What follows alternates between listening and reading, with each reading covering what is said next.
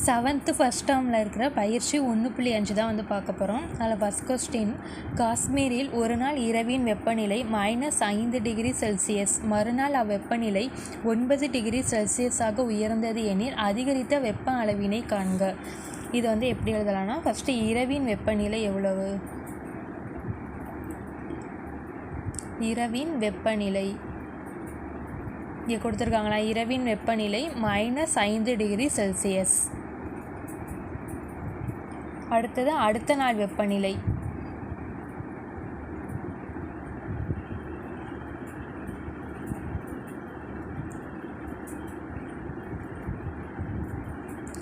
அடுத்த நாள் வெப்பநிலை வந்து 9°C.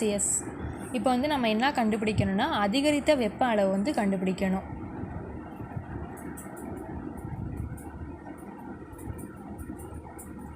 அதிகரித்த வெப்பநிலை. ஓகேவா? அதிகரித்த வெப்பநிலைனா இதுலேருந்து இதை மைனஸ் பண்ணோன்னா அதுக்கான ஆன்சர் வந்து கிடச்சிரும். இப்போ 9°C -5°C equal to 9°C. இந்த இடத்துல வந்து மைனஸும் ப்ளஸ் ஆகிடுமா? +5°C. இப்போ வந்து இது ரெண்டையும் வந்து ஆட் பண்ணோன்னா 9 + 5 வந்து 14. இப்போ 14°C தான் இதுக்கான ஆன்சர். அடுத்தது செகண்ட் கொஸ்டின், ஒரு அணுவில் உள்ள புரோட்டான்கள் நேர்மின் சக்தியையும் எலக்ட்ரான்கள் எதிர்மின் சக்தியையும், நேர்மின் சக்தினா ப்ளஸ்ஸு, எதிர்மின் சக்தினா மைனஸ் பெற்றிருக்கும். ஒரு எலக்ட்ரானும் ஒரு புரோட்டானும் சேரும்போது அது நடுநிலைனா 0 நடுநிலையை அடைந்து மின்சக்தியை இழக்கிறது எனில் பின்வருவனவற்றின் மின் அளவுகளை கணக்கிடுக. இப்போ வந்து ஃபஸ்ட்டு கொஸ்டின் கொடுத்துருக்காங்க, அதுக்கான ஆன்சருமே வந்து கொடுத்துருக்காங்க. இது வந்து ஒரு எக்ஸாம்பிள் சம் மாதிரி. இப்போ வந்து 5 எலக்ட்ரான்கள் மற்றும் 3 புரோட்டான்கள். எலக்ட்ரான்கள் அப்படின்னாக்க எதிர்மின் சக்தி அப்படின்னா மைனஸில் வரணும். புரோட்டான்கள் அப்படின்னாக்க நேர்மின் சக்தி அப்போனா வந்து ப்ளஸ்ஸு. இப்போ வந்து -5 மற்றும் அப்படின்னா ப்ளஸ்ஸு, 3 புரோட்டான்கள் அப்படின்னாக்கா +3. இப்போ வந்து இது -5லேருந்து 3 போயிடுச்சுன்னா -2, அதாவது இரு எலக்ட்ரான்கள். இப்போ வந்து மைனஸ் அப்படின்னாக்கா எதிர்மின் சக்தி வந்து எலக்ட்ரானுக்கு தானே இருக்குது. அப்போ வந்து -2 அப்படின்னா எலக்ட்ரான்கள், இரு எலக்ட்ரான்கள் அப்படின்னா 2 மைனஸ். அடுத்தது செகண்ட் கொஸ்டின், 6 புரோட்டான்கள் மற்றும் 6 எலக்ட்ரான்கள்னு கொடுத்துருக்காங்க. புரோட்டான்கள் அப்படின்னாக்கா ப்ளஸ்ஸா, அப்போ +6 மற்றும் அப்படின்னாக்கா ப்ளஸ்ஸு, 6 எலக்ட்ரான்கள் அப்படின்னாக்கா -6. ஓகேவா? அந்த ப்ளஸ்ஸு மைனஸு சேர்ந்ததுனாக்கா மைனஸ் ஆகிடுமா? அப்போ +6க்கும் -6க்கும் கேன்சல் ஆகிடும். ஆன்சர் வந்து 0.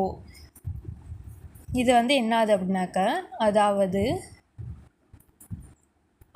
எதுவும் இல்லை. இது வந்து நடுநிலை, எதுவும் இல்லை, நடுநிலை. 0ன்னு வந்தால் நடுநிலையா, அதனால் இது நடுநிலை. அடுத்தது தேர்ட் கொஸ்டின், 9 புரோட்டான்கள் மற்றும் 12 எலக்ட்ரான்கள்னு கொடுத்துருக்காங்க. புரோட்டான்கள்னால் ப்ளஸ்ஸா, அப்போ வந்து +9 மற்றும்னா ப்ளஸ்ஸு, 12 எலக்ட்ரான்கள் அப்படின்னாக்கா -12. இப்போ வந்து +9ன்னு இருக்கட்டும், ப்ளஸ்ஸும் மைனஸும் -12. இப்போ 12ல் வந்து 9 போயிடுச்சுன்னா பேலன்ஸ் வந்து 3. இங்கே வந்து பெரிய நம்பரோட குறி வந்து மைனஸா, அப்போ -3. மைனஸ்ன்னு வந்ததுனாக்கா அது வந்து என்னது? எலக்ட்ரான்கள். அதாவது 3 எலக்ட்ரான்கள். 3 எலக்ட்ரான்கள்னு எழுதிட்டு இந்த மாதிரி போட்டுக்கணும். மைனஸ்னு 3 டைம் வந்து போட்டுக்கணும். அடுத்தது 4 புரோட்டான்கள் மற்றும் 8 எலக்ட்ரான்கள். 4 புரோட்டான்கள் அப்படின்னாக்கா +4 மற்றும்னா ப்ளஸ்ஸு, 8 எலக்ட்ரான்கள் அப்படின்னாக்கா -8. அடுத்து 4ங்கிறது கீழே எழுதிட்டு ப்ளஸ்ஸும் மைனஸும் -8. இப்போ வந்து 8ல் 4 போயிடுச்சுன்னா ஆன்சர் வந்து 4. பெரிய நம்பரோட குறி வந்து -4. இப்போ இதுவும் வந்து எலக்ட்ரான்கள் தான், மைனஸில் வந்திருக்குல்ல, அதனால எலக்ட்ரான்கள்.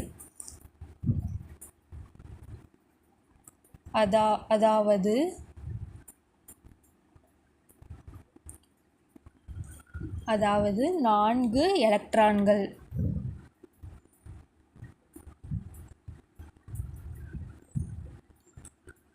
அதாவது 4 எலக்ட்ரான்கள்னு போட்டுட்டு 1 2 3 4 இது மாதிரி போட்டுறணும். அடுத்தது 7 புரோட்டான்கள் மற்றும் 6 எலக்ட்ரான்கள். புரோட்டான்கள்னால் +7 மற்றும்னா ப்ளஸ்ஸு, 6 எலக்ட்ரான்கள்னால் -6. அடுத்தது 7 ப்ளஸ்ஸு மைனஸு -6. இப்போ 7ல் 6 போயிடுச்சுன்னா பேலன்ஸ் 1. பெரிய நம்பரோட குறி வந்து ப்ளஸ் தான், அதனால் +1. இதை வந்து எப்படி எழுதலாம் அப்படின்னாக்க, அதாவது இப்போ வந்து இந்த இடத்துல வந்து ப்ளஸ்ன்னு இருக்கான், அதாவது இப்போ வந்து இந்த இடத்துல வந்து 1ன்னு இருக்கா, இது வந்து ப்ளஸ்ஸில் வந்திருக்கா. அப்போ இது வந்து புரோட்டானா, அப்போ வந்து அதாவது ஒரு புரோட்டான்.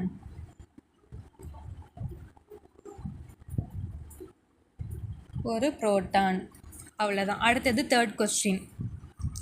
வெப்பத்தை அளவிட வழக்கமான செல்சியஸ் பாகைகளுக்கு 0 டிகிரி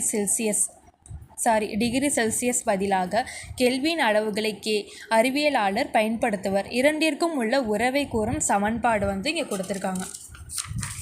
ஓகேவா? என்ன சமன்பாடு அப்படின்னாக்கா T degree Celsius equal to T + 273 kelvin. பின்வரும் அளவுகளை கெல்வினாக மாற்றி எழுதுக அப்படின்னு சொல்லி கொடுத்துருக்காங்க. இப்போ வந்து ஒரு நம்பர் இருக்கான், -275 டிகிரி செல்சியஸ்ன்னு கொடுத்துருக்காங்க. இதை வந்து இந்த ஃபார்முலா படி போட்டு நம்ம வந்து கெல்வினாக மாற்றி வந்து எழுதணும். இப்போ வந்து என்ன formula, T degree Celsius equal to T + 273 kelvin. இப்போ டீக்கு பதிலாக இங்கே என்ன கொடுத்துருக்காங்களோ அதை இங்கே போட்டுக்கணும். -275 டிகிரி செல்சியஸ் + 273. இப்போ வந்து 275லேருந்து 273 போயிடுச்சுன்னா பேலன்ஸ் வந்து 2. ஓகேவா? -2, ஏன்னா பெரிய நம்பரோட குறி வந்து மைனஸா. இப்போ வந்து -2 டிகிரி கெல்வின். அடுத்தது 2nd கொஸ்டின். 45 டிகிரி செல்சியஸ்ன்னு கொடுத்துருக்காங்களா. இப்போ வந்து இந்த ஃபார்முலா படி T degree Celsius equal to T + 273 kelvin.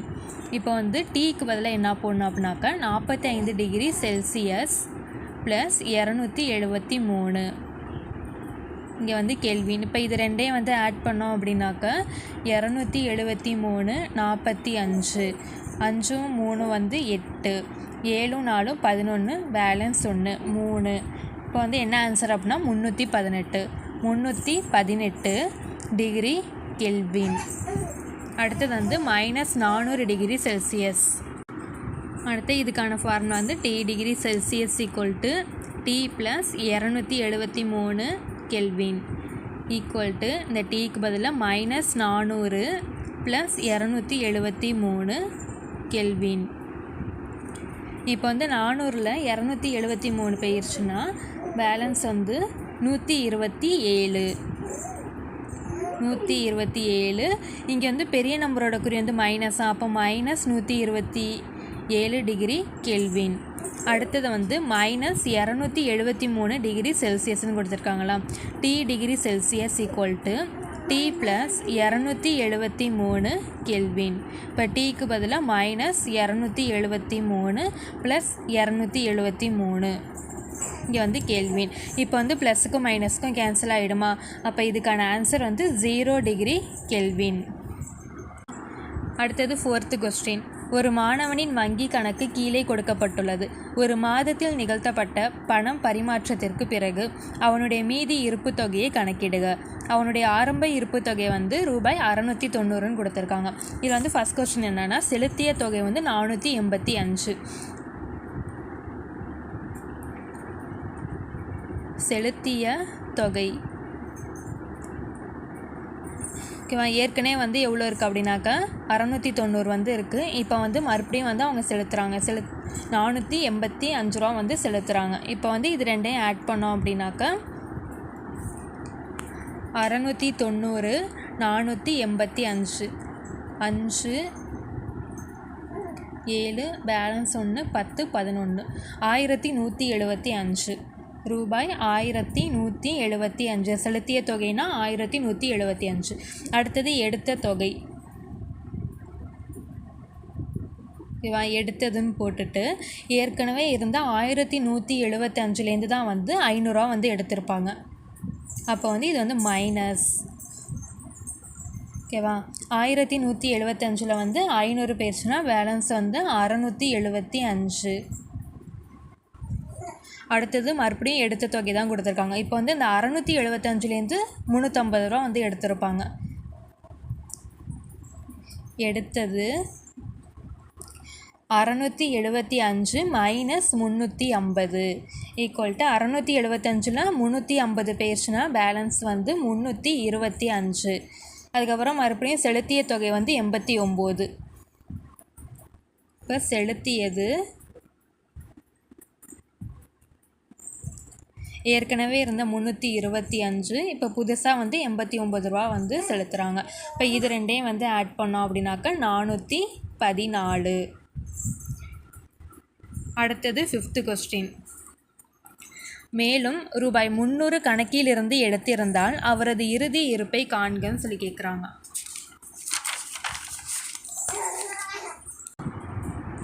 இப்போ வந்து எடுத்தது வந்து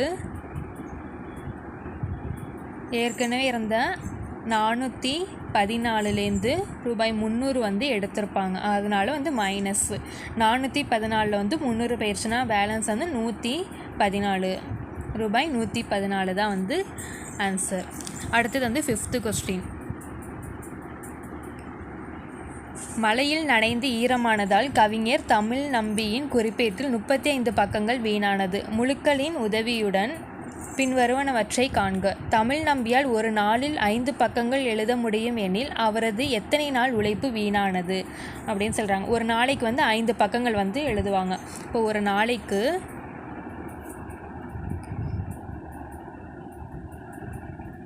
ஒரு நாளைக்கு 5 பக்கங்கள்.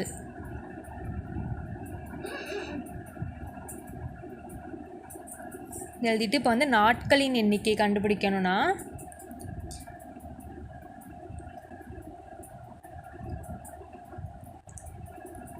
நாட்களின் எண்ணிக்கை ஈக்குவல் டு மொத்த பக்கங்கள் பை ஒரு நாள்.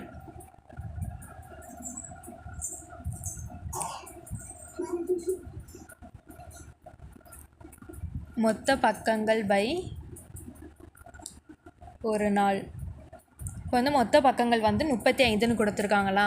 இப்போ வந்து 35 பை ஒரு நாளைக்கு வந்து அவங்க 5 பக்கங்கள் வந்து எழுத முடியும்னு சொல்கிறாங்க. அப்போ 5 ஓரஞ்சு 5 7 5 35. அப்போ இதுக்கான ஆன்சர் வந்து 7 நாட்கள்.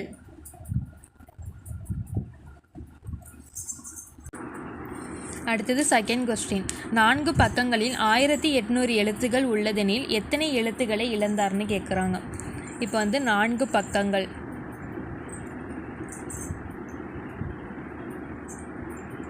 நான்கு பக்கங்களில் வந்து 1800 எழுத்துக்கள்.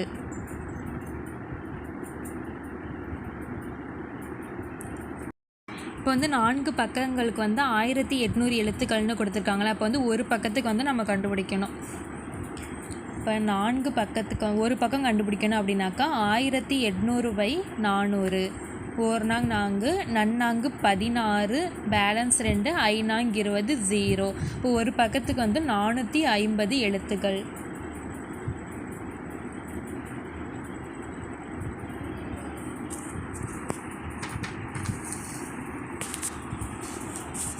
ஓகேவா. இப்போ வந்து மொத்த பக்கங்கள் வந்து எவ்வளோ கொடுத்துருக்காங்க, 35 பக்கங்கள் கொடுத்துருக்காங்களா. இப்போ வந்து 35 பக்கங்கள்னால் 35 பக்கங்களில் 450 இன்ட்டு 35. இப்போ இது ரெண்டையும் வந்து மல்டிப்ளை பண்ணோன்னா நமக்கு வந்து எத்தனை எழுத்துக்கள்னு வந்து கிடச்சிரும். இப்போ 450 35 I0 0 I5 25க்கு 5 பேலன்ஸ் 2 4 5 20 22. அடுத்தது 3 0 0 3 5 15க்கு 5 பேலன்ஸ் 1 3 12 13 0 5 7 5 1. ஓகேவா. 15750 எழுத்துகள். 15750 எழுத்துகள். ஓகேவா. இப்போ வந்து அடுத்த சம், தேர்ட் கொஸ்டின். அவர் ஒரு பக்கத்திற்கு ரூபாய் 250 உழைப்பூதியம் பெறுபவர் எனில் அவர் இழந்த தொகையை கணக்கிடுக. ஒரு பக்கத்துக்கு வந்து 250 ரூபா வந்து அவங்க வந்து உழைப்பூதியம் வந்து பெறுறாங்க. அப்போ வந்து அவங்க வந்து இழந்த தொகை வந்து எவ்வளவுன்னு கேட்குறாங்க.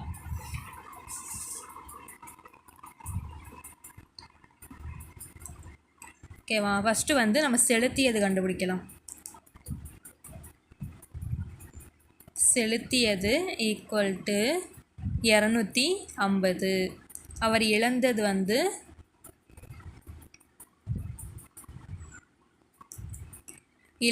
வந்து ரூபாய் 250. மொத்த பக்கங்கள் வந்து எவ்வளோ, 35.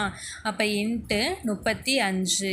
இது ரெண்டையும் வந்து மல்டிப்ளை பண்ணோன்னா ஆன்சர் வந்து கிடச்சிரும். இப்போ வந்து 250 35 I0 0 I5 25க்கு 5 balance 2 ஈரஞ்சு 10 11 12 0 மூவஞ்சு 15க்கு 5 balance 1 மூவிரெண்டு 6 plus 1 வந்து 7 0 5 7 8 8750.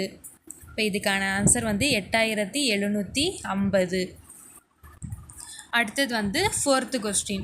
கவிமானின் உதவியுடன் தமிழ் நம்பியால் ஒரு நாளில் 7 பக்கங்கள் எழுத முடியும் எனில் இழந்த பக்கங்களை மீண்டும் எழுத எத்தனை நாட்கள் ஆகும்? இப்போ வந்து இழந்த பக்கங்கள் வந்து எவ்வளோ? இழந்த பக்கங்கள் வந்து மொத்தம் 35. இழந்த பக்கங்கள் ஈக்குவல் டு 35. அடுத்தது கவிமானின் உதவியுடன். கவிமானின் உதவியுடன் எத்தனை பக்கங்கள்னா 7 பக்கங்கள்.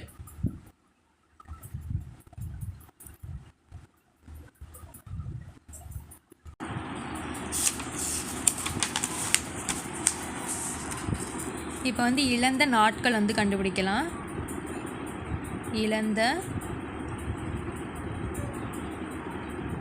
இழந்த நாட்கள் ஈக்குவல் டு 35 பக்கங்கள். 35 பக்கங்கள் பை 7 பக்கங்கள். இப்போ வந்து இது 7ஆம் வாய்ப்பாடில் அடிக்கலாமா? 1 7 I7 35. இப்போ 5 நாட்கள். அடுத்தது வந்து ஃபிஃப்த்து கொஸ்டின். கவிமானின் உதவிக்காக தமிழ் நம்பி தம் உழைப்பூதியத்தில் இருந்து பக்கத்திற்கு ரூபாய் 100 வழங்குகிறார் எனில் கவிமானுக்கு கிடைக்கும் வருவாயை கணக்கிடுக.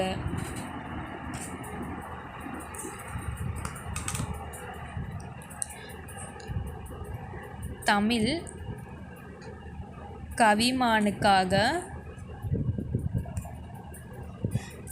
ஒரு பக்கத்திற்கு செலுத்திய தொகை.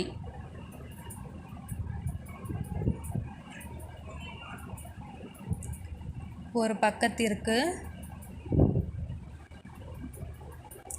செலுத்திய தொகை வந்து ரூபாய் 100. இப்போ வந்து 35 பக்கம் இருக்கா? 35 பக்கம் ஈக்குவல் டு ரூபாய் 100 இன்ட்டு 35. இப்போ வந்து இதை மல்டிப்ளை பண்ணோம் அப்படின்னாக்கா இங்கே என்ன நம்பர் இருக்கோ அதை இங்கே அப்படியே போட்டுக்கிறோம். எத்தனை ஜீரோங்கிறத இங்கே சேர்த்துக்கணும். அப்போ 3500. அடுத்தது 6வது கொஸ்டின். என்னுடன் 2ஐ கூட்டுங்கள், பிறகு 5ஆல் பெருக்கவும், அதிலிருந்து 10ஐ கழிக்கவும், அதனை 4ஆல் வகுத்தால் 15 கிடைக்கும் எனில் நான் யார்? ஃபஸ்ட்டு வந்து என்னுடன் 2ஐ கூட்டவும் அப்படின்னாக்கா என்ன நம்பர்னே தெரியாது, ஆனால் அந்த நம்பரோட 2ஐ வந்து கூட்ட சொல்லியிருக்காங்க. அப்போ அந்த நம்பர் வந்து நம்ம எக்ஸ்ன்னு வச்சுக்கிறோம். ப்ளஸ் 2 வந்து கூட்டியாச்சு. ஓகேவா. அடுத்து வந்து பிறகு 5ஆல் பெருக்கவும் அப்படின்னாக்க எக்ஸு ப்ளஸ் 2ன்னு இருக்கா, இதோட வந்து 5ஐ வந்து பெருக்கிறோம். ஓகேவா. அதிலிருந்து 10ஐ கழிக்கவும், சொல்லி கொடுக்குறாங்களா. இப்போ வந்து இதை எப்படி எழுதிக்கலாம் அப்படின்னாக்கா 5 வந்து முன்னாடி போட்டுக்கலாம். 5x + 2 - 10. ஓகேவா. இப்போ வந்து அடுத்து என்ன சொல்கிறாங்க? 10ஐ கழிக்கவும், அதனை 4ஆல் வகுத்தால் 15 கிடைக்கும் எனில் இதை வந்து 4ல் வந்து வகுக்க சொல்கிறாங்க. அப்போது 5x + 2 - 10 / 4ல் வந்து வகுக்கணும். வகுத்தா நமக்கு வந்து ஆன்சர் வந்து 15 கிடைக்கும்னு சொல்கிறாங்க. ஓகேவா? இப்போ வந்து இது என்ன பண்ணலாம் அப்படின்னாக்கா 5 வந்து இது உள்ளே கொண்டு போய் பெருக்கலாம். ஃபஸ்ட்டு 5 வந்து எக்ஸோட பெருக்கணும், அப்புறம் 5 வந்து 2ஓட பெருக்கணும். இப்போ எக்ஸோட பெருக்கணும் அப்படின்னாக்கா 5x.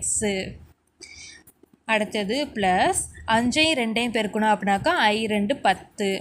இங்கே ஏற்கனவே இருக்கிற -10 ஈக்குவல்ட்டு 4 வந்து இங்கே வகுத்தலில் இருக்கா, இந்த சைடு போனால் பெருக்கல்ல வரும். அப்போ 4ஐயும் 15ஐயும் பெருக்கணும்னா 4 5 20, பேலன்ஸ் 2, 1 4 6, இந்த இடம் 60ன்னு வந்துடும். இப்போ வந்து +10க்கு -10 வந்து கேன்சல் ஆகிடுமா? இப்போ என்னென்ன இருக்குது, 5x = 60ன்னு இருக்குது. இப்போ வந்து எக்ஸ் தானே கண்டுபிடிக்கணும். எக்ஸ் ஈக்குவல்ட்டுக்கு இந்த சைடு 60ன்னு இருக்கா, அது வந்து அப்படியே இங்கே போட்டுக்கணும்.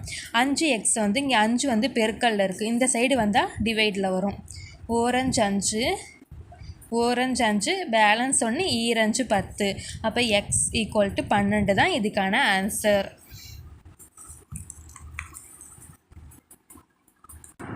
அடுத்தது 7th கொஸ்டின். காமாட்சி என்னும் பழவணிகர் 30 ஆப்பிள்களையும் 50 மாதுளைகளையும் விற்கிறார். அவருக்கு ஒரு ஆப்பிளால் ₹8 லாபமும் ஒரு மாதுளையால் ₹5 நட்டமும் கிடைத்தது எனில் அவரது ஒட்டுமொத்த லாப நட்ட தொகையை காண்க. இப்போ வந்து ஃபஸ்ட்டு ஆப்பிள்களின் எண்ணிக்கை.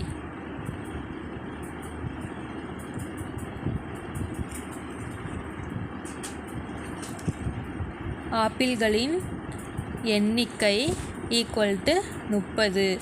அடுத்தது மாதுளைகளின் எண்ணிக்கை.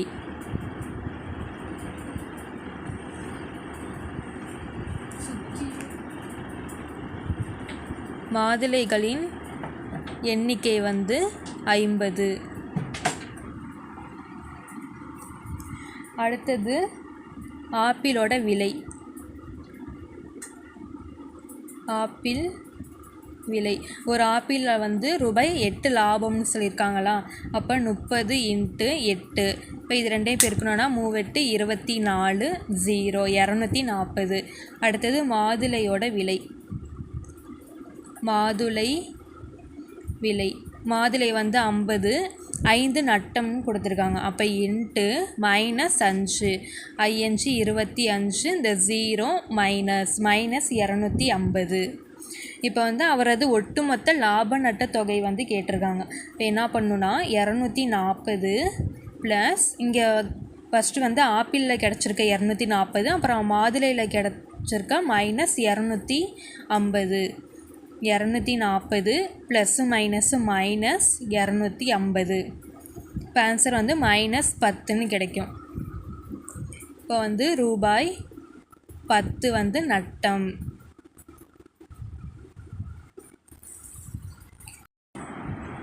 அடுத்தது 8th கொஸ்டின். ஒரு வறட்சி காலத்தில் மேட்டூர் அணையின் நீர்மட்டம் வாரத்திற்கு 3 அங்குலம் வீதம் குறைகிறது எனில் தொடர்ச்சியான 6 வார கால இறுதியில் நீர்மட்டத்தில் ஏற்படும் மாற்றத்தை அளவிடுக. இப்போ வந்து அணையின் நீர்மட்டம்.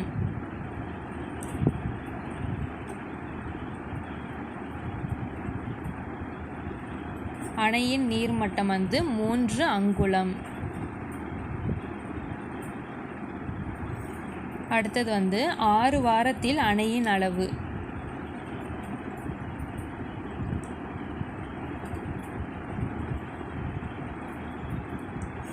ஆறு வாரத்தில் அணையின் அளவு = 6 × 3, 6 × 18 அங்குலம்.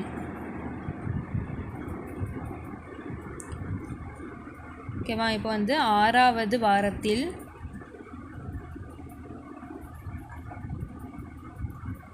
அணையின் அளவு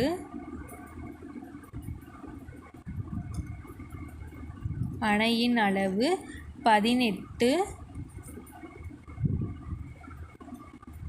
அங்குலம் ஆகும்.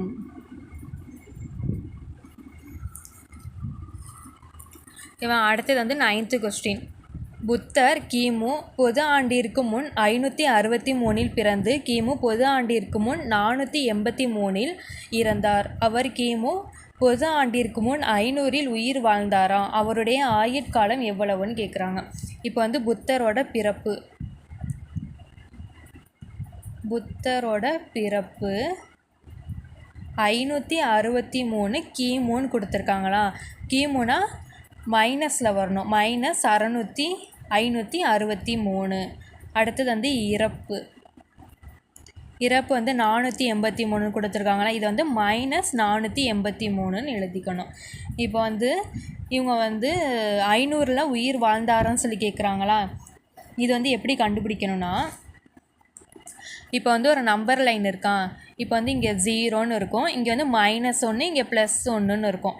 இப்போ வந்து 483ங்கிறது இந்த இடத்துக்கிட்ட வந்துடும். 483, அதை தாண்டி தான் வந்து 500ங்கிறது வரும், -500. அதுக்கப்புறம் தான் 563 வரும்.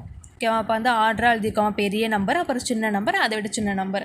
இப்போ வந்து இதில் வந்து என்ன கேட்குறாங்கன்னா, 500ல் வந்து உயிர் வாழ்ந்தாரா அப்படின்னு கேட்குறாங்க.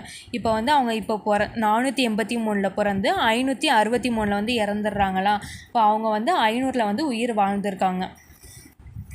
சரியா? அப்போ வந்து ஆம், அவர் கிமு 500ல் உயிர் வாழ்ந்தார்.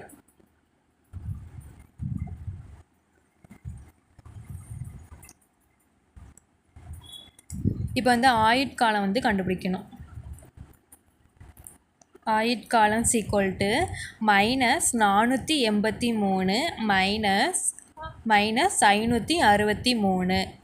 -483 மைனஸும் ப்ளஸ்ஸு 563.